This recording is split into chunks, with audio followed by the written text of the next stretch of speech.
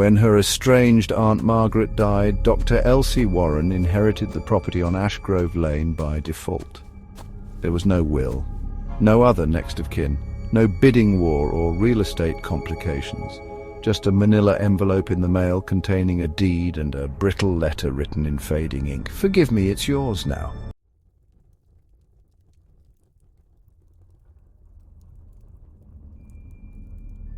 Elsie hadn't seen her aunt in 20 years. Her memories of Margaret were fragmented, vague impressions of stern looks and murmured warnings, a perfume that lingered long after she left a room, and a particular lullaby that Margaret used to hum but never sing. There had been something off about her, something that made child Elsie hesitate to hug her even at family gatherings.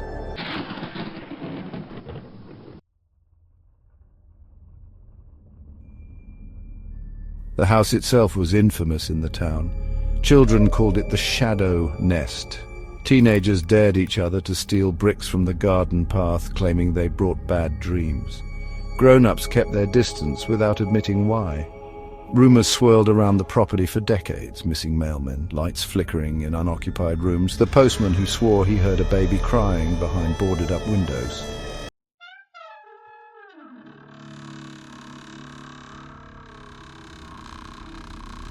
When Elsie arrived, the house was more or less how she remembered it from the outside, tall and narrow with peeling paint and a Gothic gable. The gate creaked like an injured animal when she opened it. A wind picked up from nowhere as she crossed the threshold.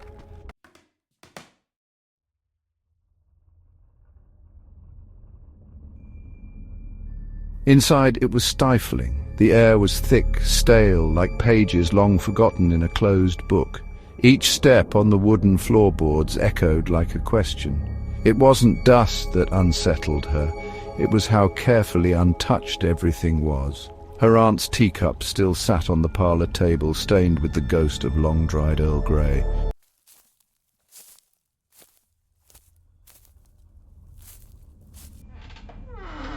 She moved through the room slowly, mapping the space with a clinical eye. The living room was arranged exactly like the one in the photo she'd found years ago in an old family album. Every frame, every cushion, the fireplace poker slightly askew. The kitchen smelled of rust and rosemary.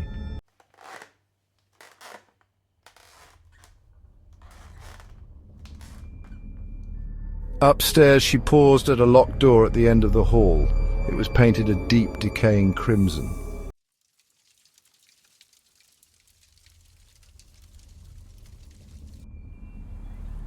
That night, she slept on the couch, wrapped in a musty afghan. She told herself she was only staying one night, to check the place, maybe call an appraiser in the morning. But her dreams stretched long and deep. She wandered unfamiliar rooms, heard the sound of a music box playing beneath the floorboards, and glimpsed a little girl who always turned just before she could see her face.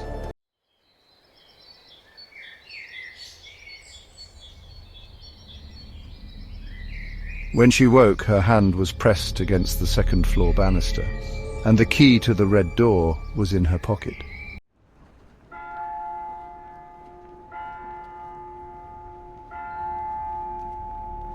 She didn't open the door, not immediately. She told herself she was simply gathering information. That curiosity was part of being a good psychologist. Still, her hand hovered near the keyhole more than once as she passed by on her way to explore other rooms.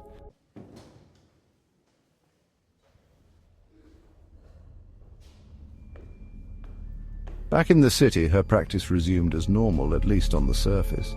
Her patients returned, many of them long-timers she'd seen for months or even years.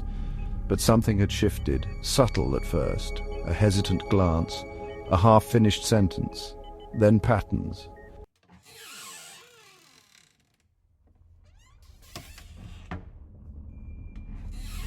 You're staying in the house with the red door, aren't you? How do you know that? I don't. Why did I say that?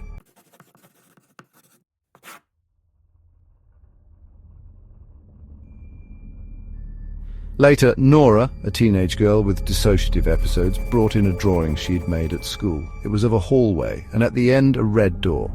Above the door, written in messy block letters, "Not yours."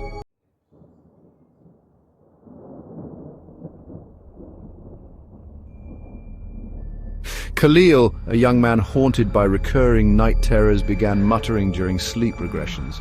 "She's behind it. Don't let her out. Don't let her out."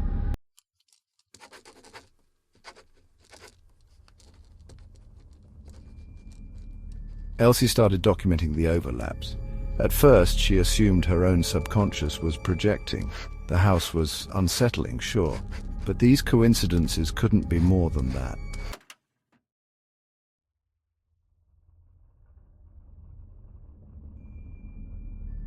Until one of her recordings picked up a second voice whispering beneath Khalil's, "Let me out." She rewound the audio, played it 10 times. It was faint, layered in static, but it was there, and it sounded like a child.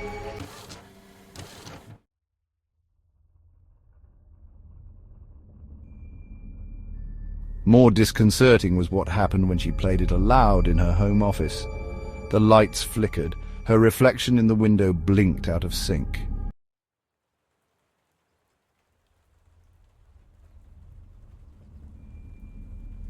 She didn't sleep that night.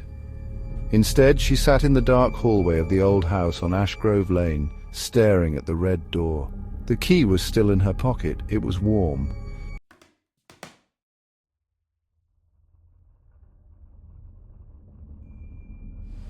On the 4th day, while sorting through the basement storage, Elsie found the journal. It was tucked behind the boiler, wrapped in oilcloth, sealed with an old leather strap. The first few pages were damp, the ink bloated and smudged, but deeper in, the words grew sharper, more urgent. Her aunt's handwriting was unmistakable, delicate cursive, slanted just slightly to the left.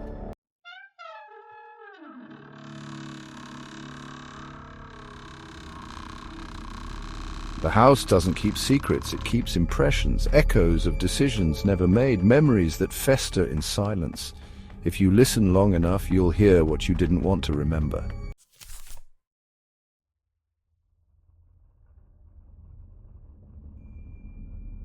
Elsie flipped forward. Entire entries described the red door, not metaphorically, specifically its placement at the end of the hall, the shape of the knob, the feeling that it was always watching.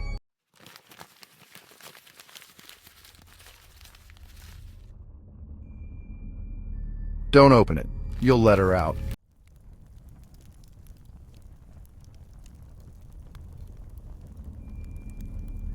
She read the entry again and again. Her aunt never mentioned who her was, but in later passages the tone shifted from fear to guilt.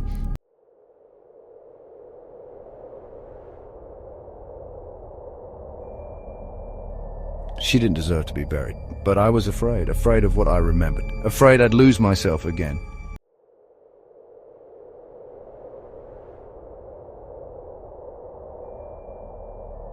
That night, Elsie dreamed of her childhood again, but this time she wasn't watching the little girl from behind. She was the girl. In the dream, she ran through the hallways, barefoot, breathless, clutching a music box with trembling fingers. From behind, someone called her name slowly, lovingly. The voice was familiar and wrong.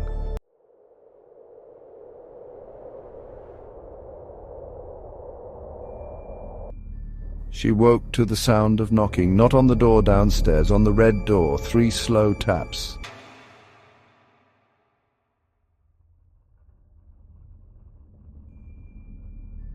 Elsie scheduled a hypnotherapy session with herself. It was unethical, possibly dangerous, but she needed answers.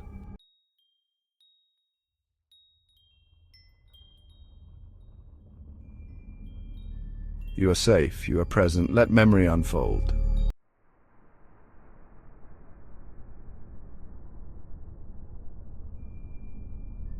Under trance, she saw a staircase, herself, age 7.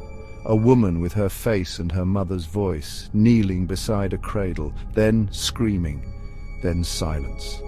The house shifted under her feet. Rooms folded inward, walls disappeared.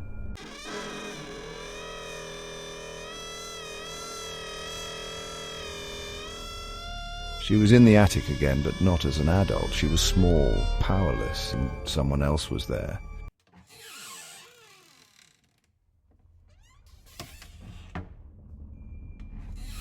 You forgot me.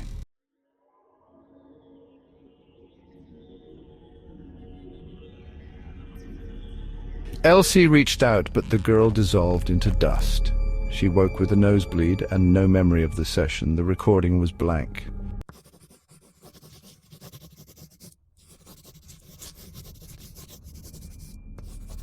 In the days following, she found herself writing notes in the margins of books she hadn't opened. Lines she didn't remember reading. "You are not alone. It's not over."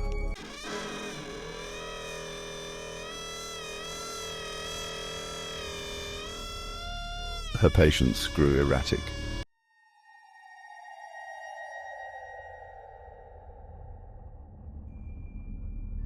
She began having auditory hallucinations, voices in waiting rooms with no one around, a typewriter clacking from the empty file room, static on the phone that turned into her own name, repeated over and over.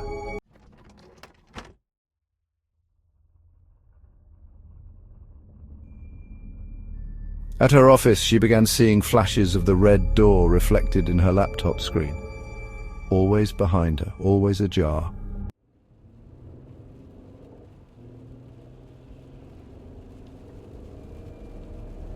She began sleeping in her car. She couldn't trust her dreams. She couldn't trust her waking life either.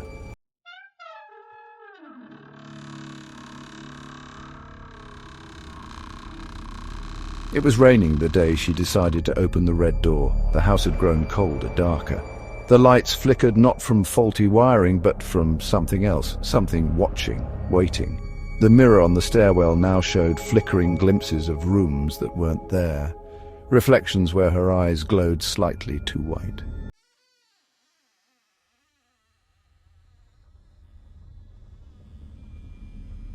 Elsie stood outside the door, clutching the key. Her heart thudded in her chest with the urgency of a trapped bird. The doorknob was cold and unyielding at first, but as she pressed the key in and twisted, something shifted behind the wood. An exhale, almost, like the house had been holding its breath.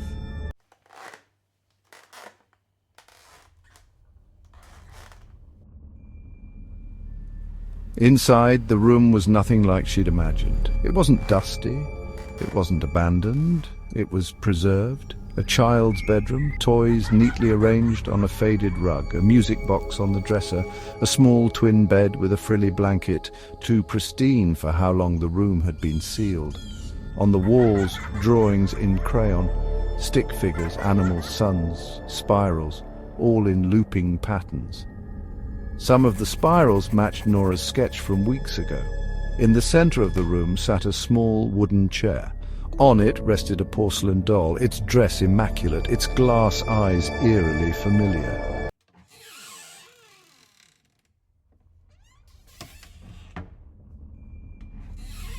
As she stepped inside, the air thickened. Each step triggered something deeper, a sensation, a vision.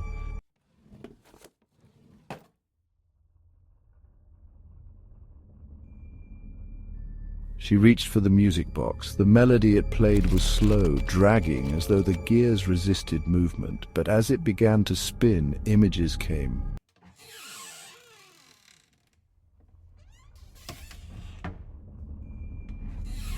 A child sobbing in a closet. A woman whispering through tears. You can't ever tell. A locked door. This very door. Screams muffled behind it.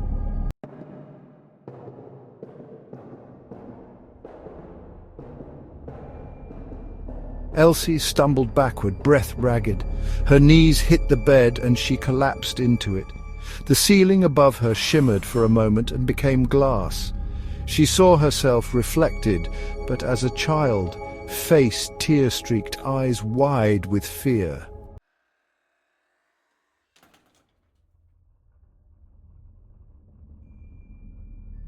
The doll tilted slightly on its own.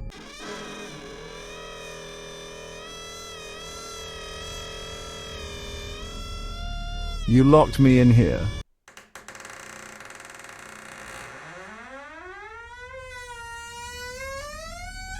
Do you remember what you did?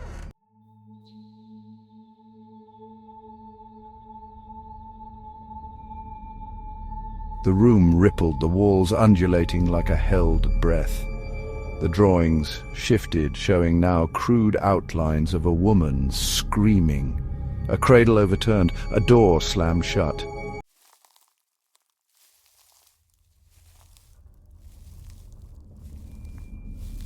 No, I didn't.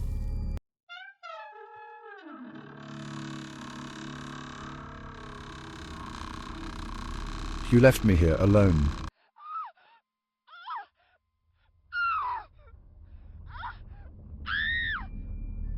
She screamed. When she ran from the room, it didn't feel like escape. It felt like release. Like she had unlatched something that had been waiting a very, very long time.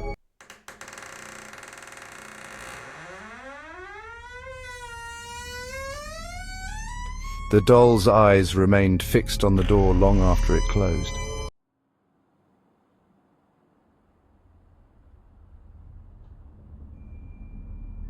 She didn't leave the house for 3 days. The door was locked again, but from the inside. No matter how many times she turned the knob, it wouldn't budge. The windows refused to open. Her phone had no signal. Her laptop battery died.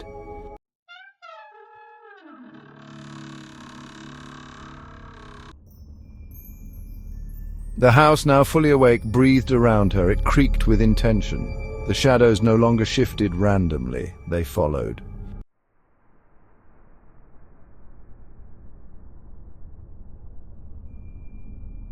On the second night, she heard someone walking upstairs. Heavy, measured steps, but when she went to look, no one was there. On the third night, she heard crying from the red room, not wailing, not pleading, just soft, continuous sobbing, like a child trying not to be heard.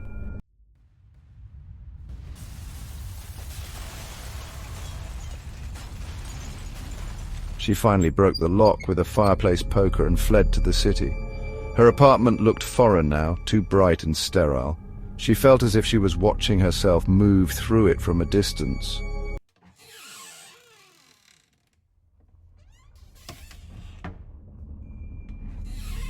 You were there. You were the one behind the door. Theo, you let her out. You let her out.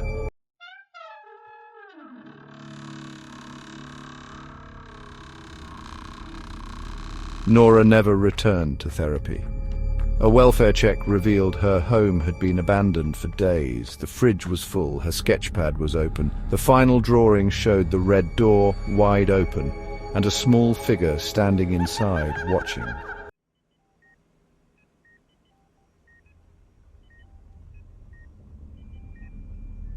Khalil was hospitalized, paranoia, hallucinations. He was found muttering the same phrase in a loop. She's wearing my face now.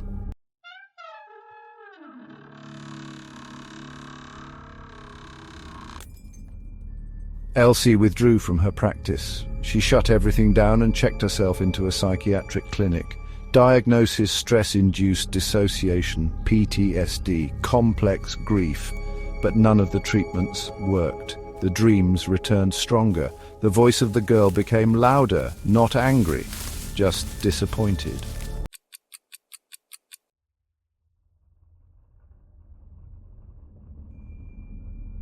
You forgot. You always forget.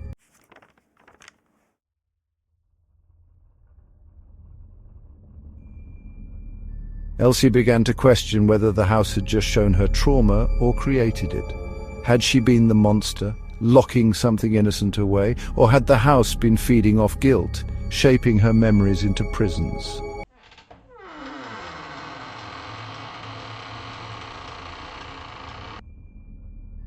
One morning she found the doll at the foot of her hospital bed. She didn't scream, she cradled it and began to hum.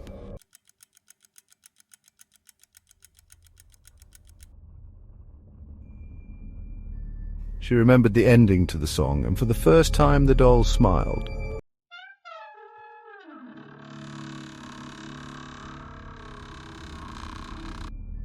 The house on Ashgrove Lane still stands, its paint flakes in long strips, revealing warped wood beneath. Vines have climbed the porch columns like veins reaching for a heartbeat. The mailbox leans as if weary from decades of unopened letters. It hasn't been sold. No one tries.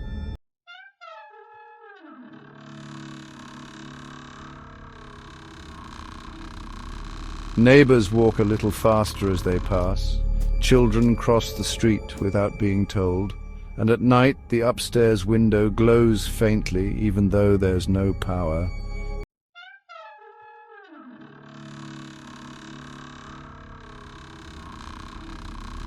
Inside, the air is thick, unmoved. The red door is closed again. The doll still sits on the chair.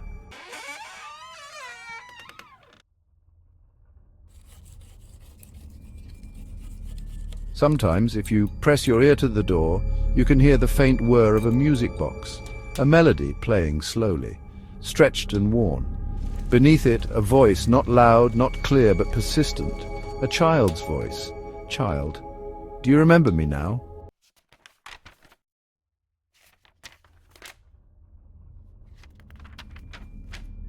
People say memory is fragile, that it bends and fades, but this house remembers, and it waits for the next person to inherit what they tried